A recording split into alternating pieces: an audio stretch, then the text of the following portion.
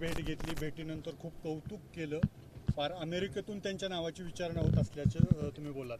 काय नेमका संवाद झाला?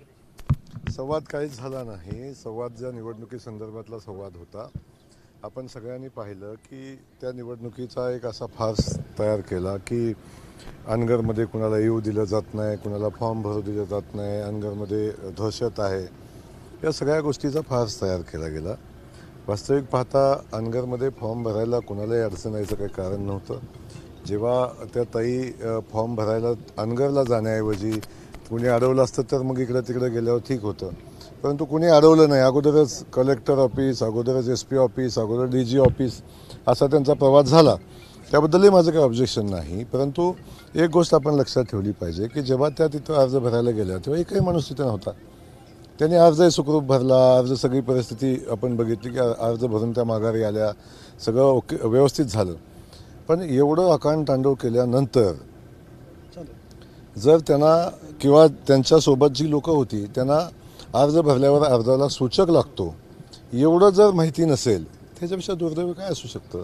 त्यामुळं अर्ज भरायचा होता का फार्स करायचा होता? निवडणूक लढायची होती का अशा पद्धतीनं माहोल करून वातावरण निर्माण करायचं होतं की ज्याची चर्चा देशभर जगभर व्हावी? बिनविरोध निवडणुकीबरोबरच ती निवडणूक गाजली, ती म्हणजे बाळराजेंनी अजित पवारांना थेट जाहीर आव्हान केलं. बिलकुल त्याचं समर्थन मी करणार नाही. त्या संदर्भात त्यांनी स्वतः दिलगिरी व्यक्त केलेली आहे, त्यांच्या पिताजींनी दिलगिरी व्यक्त केलेली आहे. त्यामुळे त्याला तो विषय बऱ्यापैकी आता संपलेला आहे. भाजप आणि शिवसेनेमध्ये तणाव पाहायला मिळतोय.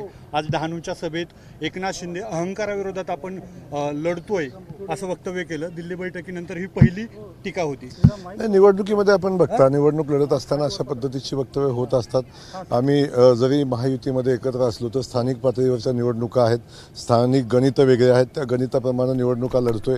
कुठं आम्ही सोबत आहे, कुठं विरोधात आहे, तेव्हा निवडणुकीच्या अनुषंगानं असे वक्तव्य होत राहतात. त्यामुळे त्याला फार सिरियसली घ्यायची काय आवश्यकता नाही. भाजपावरती आरोप केला जातोय, घराणेशाहीचा आरोप होतोय भाजपावरती. खासदारांच्या पत्नीला वगैरे तिकीट दिलं जातंय असा आरोप केला जातो. हे भाजपचा विषय आहे का फक्त? हे कुणी सांगावं? ज्यांचा पक्षच घराणेशाही सोडून दुसऱ्या कोणावर चालत नाही त्यांनी भारतीय जनता पक्षामध्ये मेरिटवर उमेदवार निवडतात आणि एखाद्याचं मेरिट असेल तर तो फक्त खासदाराचा मुलगा आहे म्हणून त्याला डावलायचं असं असू शकतं. त्यामुळं आपण पाहता की देश पातळीवरचं नेतृत्व आपण बघता इथं मेरिटवर डिसिजन घेतला जातो. म्हणून आज भारत देशामध्ये 23 राज्यात भारतीय जनता पक्षाची सत्ता आहे. नारा दिला जातो. पार्टी विथ डिफरन्स आहेच. आपण चिंता तसं करायची आवश्यकता नाही. आपण बघता की इथं सामान्य कार्यकर्त्याला न्याय मिळतो. इथं माझ्यासारखा एखादा शेतकऱ्याचा पोरगा राज्याचा ग्रामविकास मंत्री होऊ शकतो. डिफरन्स आहे, हा फरक आहे. बिनविरोध ज्या जागा काढल्या त्याच्याबद्दल भाजपने सांगितलं 100हून अधिक जागा. मात्र हे धाकदडपशाही पैशाचा वापर करून केल्या असं रोहित पवार म्हणतायत, ओमराजे निंबाळकर म्हणतात. माझं रोहित पवारांना विनंती आहे, आव्हान पण आहे. पवार साहेब, ट्विटरवर आणि चॅनलवर पक्ष चालत नाही. पक्ष चालवायला लोकांच्यात जायला लागतं, लोकांच्यात जाऊन लोकांचा विश्वास जिंकायला लागतो. सोलापूर, सातारा असे अनेक जिल्हे आहेत की तिथं एकही नगरपालिका यांच्या चिन्हावर लढवली जात नाही. आपण ते पहा ना, ट्विटरवर पक्ष चालतो का? त्यामुळे आपण ट्विटरमधनं बाहेर पडावं आणि जनतेमध्ये जाऊन आपण आता काम करावं. देशाच्या गृहमंत्र्यांनी शिंदेंना सांगितलं तुम्हाला काट मारणार आहे, निधी मिळणार नाही असं थेट धमकी दिली जाते मतदारांना.